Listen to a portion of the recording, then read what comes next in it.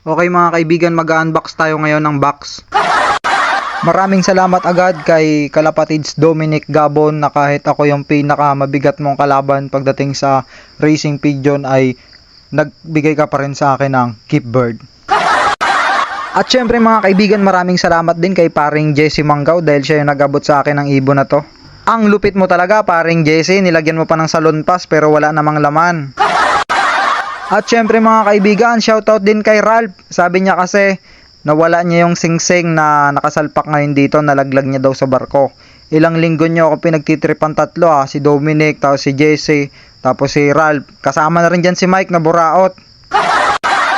Trivia muna tayo mga kaibigan, yung nagbigay sa akin ito na si Idol Dominic Gabon. Siya yung naka second overall dati sa South Derby Race, tapos ngayon contender din siya sa NDR. Final up na bukas. Good luck sa iyo Idol, sana makauwi yung ibon mo. At salamat ulit Idol sa bigay mo. Paduduluhin ko to sa abot ng makakaya ko. At siya nga pala mga kaibigan, ang ipapangalan natin dito si Gabon, ang magsasara ng club na BIPA. At siya nga pala mga kaibigan, yung mga YB natin nilagay natin dito para matuto silang pumasok sa trapdoor. Ang hirap kasi mga kaibigan yung bata pa, hindi mo sila natuturuan kasi parang 3 months na bago ko sila alpasan. Yung iba naman mga kaibigan, 2 months. Kaya para silang tao na nakakulong sa loob ng bahay at pinagbabawalan ng magulang na maglayas. Alam niyo mga kaibigan, mahirap talaga ako sa trappings, hindi ako marunong magdisiplina ng ibon. Nadidisiplina ko lang sila yung pagpasok nila. Yung ginugutom ko sila, kaso ilang araw talaga silang kumakain bago sila pumasok sa trapdoor ng mabilis. Pero may isang alaga tayo dito mga kaibigan na kahit hindi mo tawagin, kusa siyang lumalapit.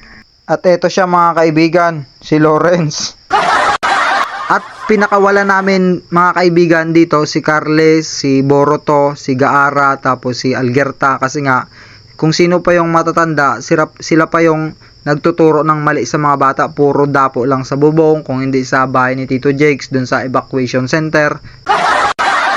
Kung lipara naman mga kaibigan yung tag-uusapan, talagang matataas, muntik na umabot sa buwan kung nakikita ninyo.